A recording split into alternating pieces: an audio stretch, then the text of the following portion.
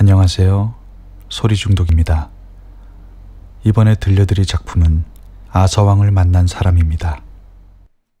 22번째 이야기. 영주 저택의 화재. 밖으로 나와서 아직 얼마 가지 않았을 때 이쪽으로 달려오는 발자국 소리를 들었다. 임금님, 누가 옵니다. 나는 아서왕을 끌고 뒤로 돌아가서 오두막 뒤에 숨었다. 보스경, 왜 숨는 거지? 교회와 영주가 가까이 가서는 안 된다고 말한 집에 들어갔으니까 붙잡히면 매우 시끄럽게 됩니다. 그러한가?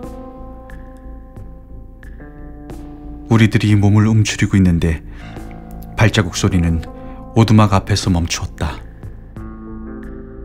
그리고 주위를 조심하는 것 같은 작은 소리가 들려왔다. 어머니, 아버지, 저희들입니다. 열어주셔요.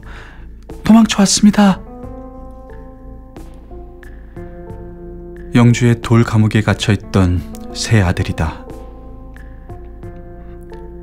나는 말없이 왕을 끌어당겨 오두막 뒤에 밭을 가로질러 돌아서 길로 나왔다.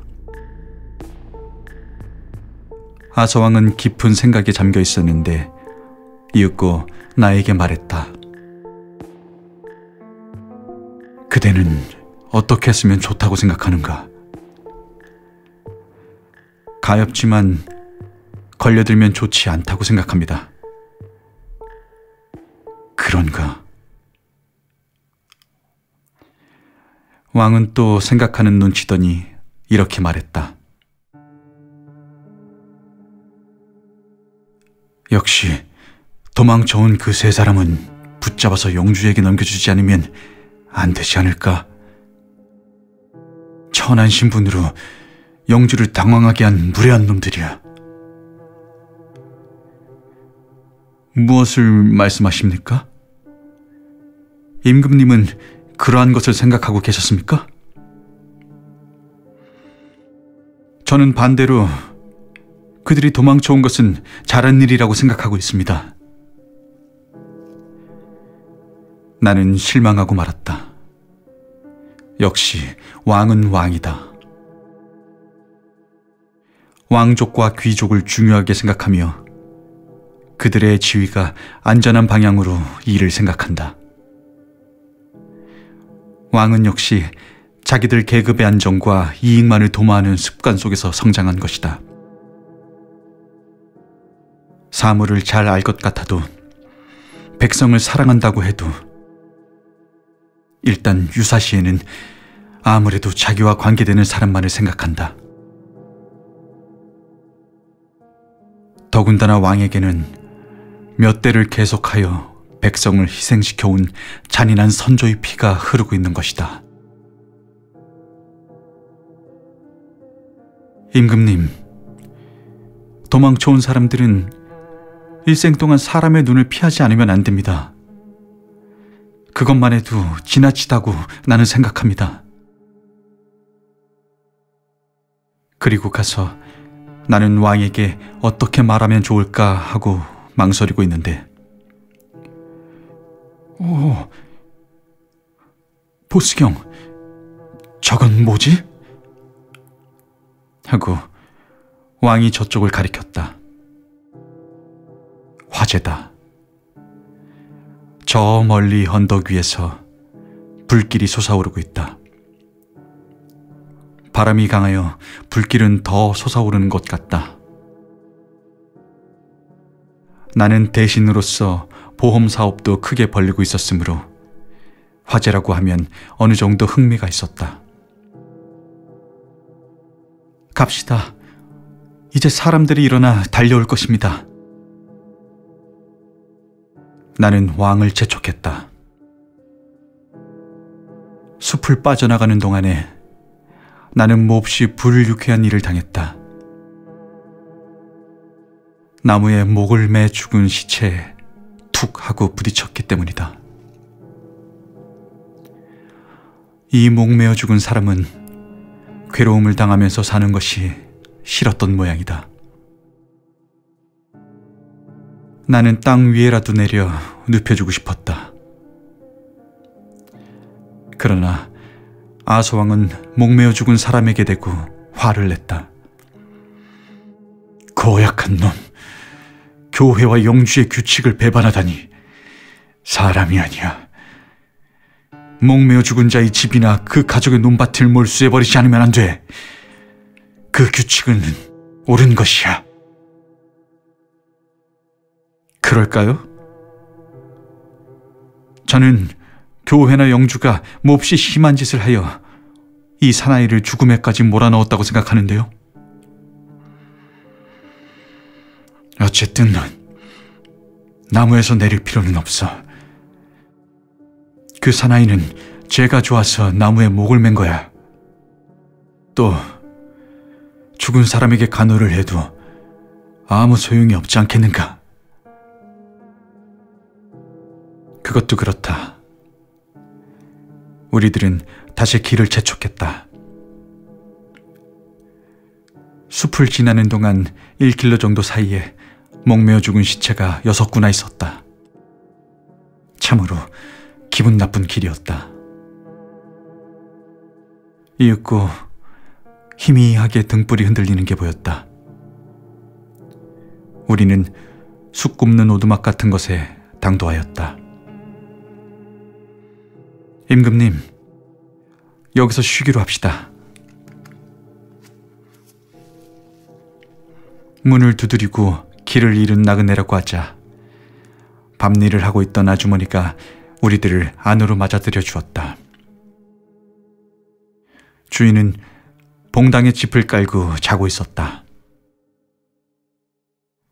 아주머니가 말했다. 당신들 영주님의 저택이 불 붙는 거 봤어요? 어땠습니까? 아하, 그게 영주님의 저택인가? 어쩐지 불길이 대단하다고 생각했어. 그보다도 아주머니, 우리들은 잠이 와서 견딜 수 없어요. 그때 아서왕이 천천히 말했다. 이봐 형제여, 우리들은 천연두로 죽은 사람의 집에서 왔어. 너희들에게 전염을 하여 해를 끼쳐서는 안 되지. 이 집을 그대가 원하는 값으로 사겠어.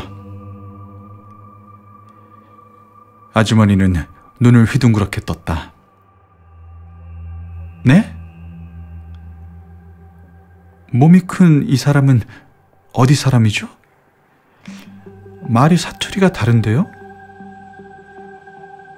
그러나 여보세요. 그런 걱정은 필요 없어요. 우리들은 자 하고 자기 얼굴을 가리켰다. 그 얼굴은 전에 천연두를 앓고 난 표적으로 곤보였다. 그런데 여보세요. 당신은 참 정직해요. 말하지 않으면 모를 텐데. 요즘으로서는 정말 보기 드문 사람이에요. 여보세요는 아서왕을 가리키는 말이었다. 아주머니는 우리를 극진히 대접해 주었다. 그도 그럴 것이 하룻밤을 묵고 가는데 오두막을 비싼 값으로 사겠다고 말하는 사람을 만난 것은 처음이니까. 우리들은 다음 날 오후 늦게까지 잠을 잤다. 잠을 깨었을 때에는 아주 배가 고팠다. 그래서인지 숫쟁이 아주머니가 지어준 밥이 굉장히 맛이 있었다. 양이 적은 탓도 있었다. 양만이 아니라 종류도 한 가지뿐이었다. 양파를 소금에 절인 것과 검은 빵. 검은 빵은 말 먹이를 재료로 하여 만든 것이었다. 식사가 끝나자 아주머니는 어젯밤의 화재 이야기를 시작했다. 불난 곳에서 영주님을 찾아내려고 해도 보이지 않았대요.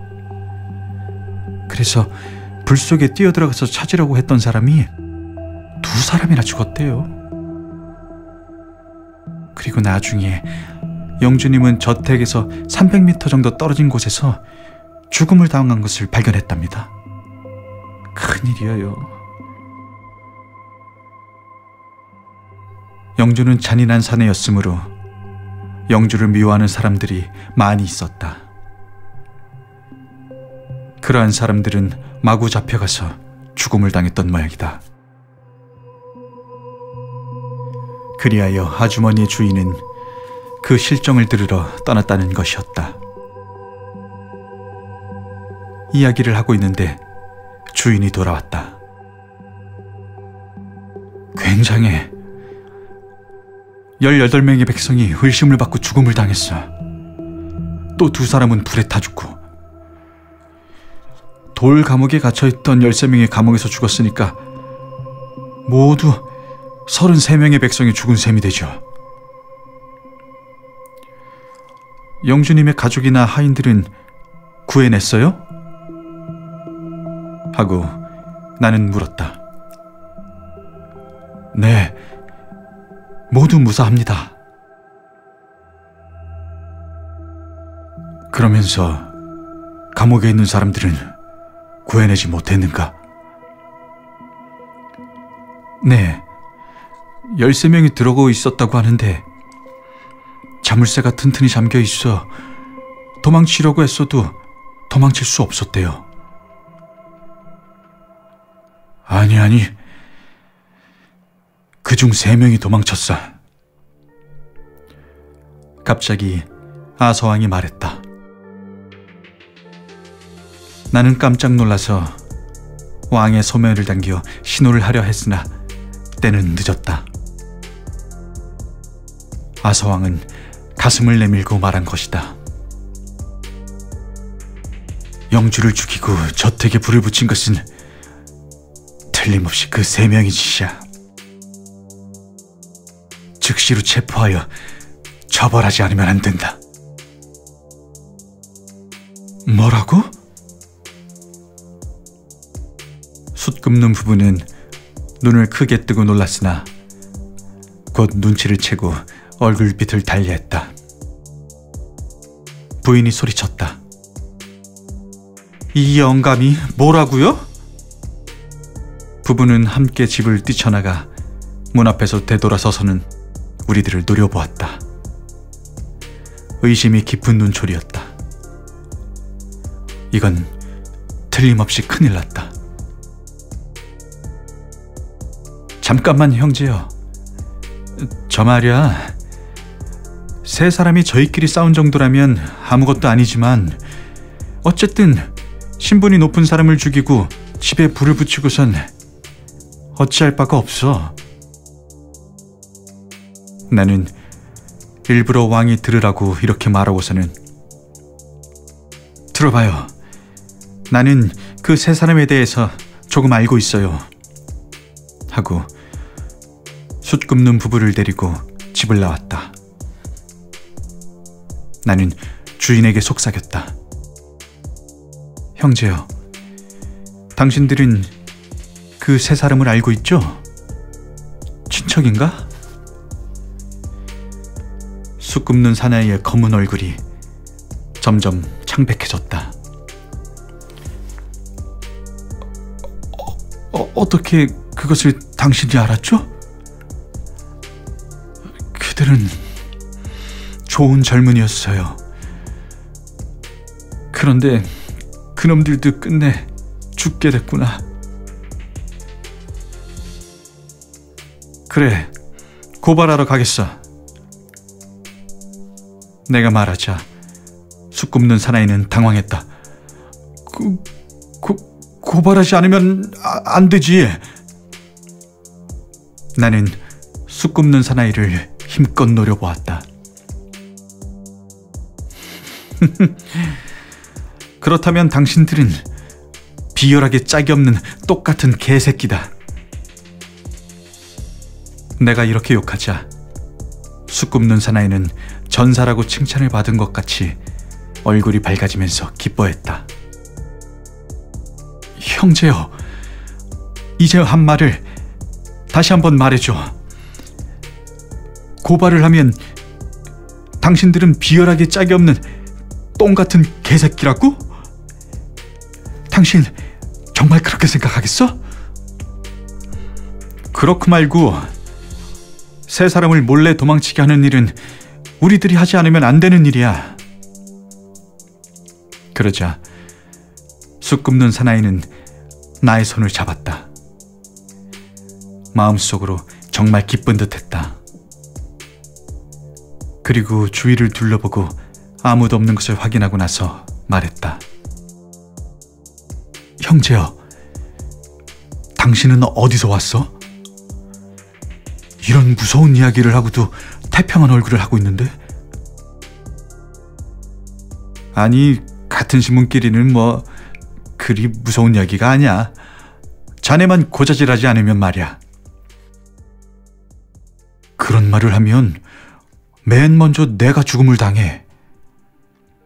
근데 당신과 함께 있는 영감은 왜 그런 말을 했지? 아, 존스 영감 말이야? 나는 아서왕을 사람들 앞에서는 그렇게 부르기로 했다. 그 영감은 저도 모르게 세 사람을 안다고 말했기 때문에 당신들이 밀고나 하지 않을까 하고 크게 걱정하고 있어. 입으로는 그럴싸하게 말했지만 그렇게 말하면 벼슬아치에게 넘겨지지도 않을 거고. 그러나 사람을 잘 보고 말을 하라고 후에 타이르겠어. 마음은 좋은 영감이야. 당신들이 걱정하지 않게 다시 한번 확실히 말해두는데 그 영주는 당연한 벌을 받은 거야. 만약에 내 마음대로 할 수 있다면 그런 종류의 인간들은 모조리 태워 죽이겠어. 그러자 숯 굽는 사나이는 아주 불안한 마음을 떨어버리고 즐거운 표정으로 말했다. 그래요. 만약에 당신이 스파이로서 나를 속이려고 그런 말을 한다고 해도 말이야, 그런 말을 들으니 정말로 기분이 좋은걸? 정말 좋은 말을 했다. 형제여, 오늘은 영주가 죽어서 모두 크게 기뻐하지만 남 보는 데서는 슬픈 듯이 거짓 눈물을 흘리고 있어. 이제 언젠가는 이런 일도 내놓고 말할 수 있는 날이 꼭 올 거야. 그렇다. 그런 날도 이윽고 올 것이다. 왕을 없애고 귀족 제도도 없애고 그들을 무엇인가 유익한 직업을 갖게 한다. 전 국민이 선거권을 갖고 국민이 국민을 위한 정치를 하는 날이 반드시 오지 않으면 안 된다. 나는 이 꿈과 희망을 결코 버리지 않을 것이다.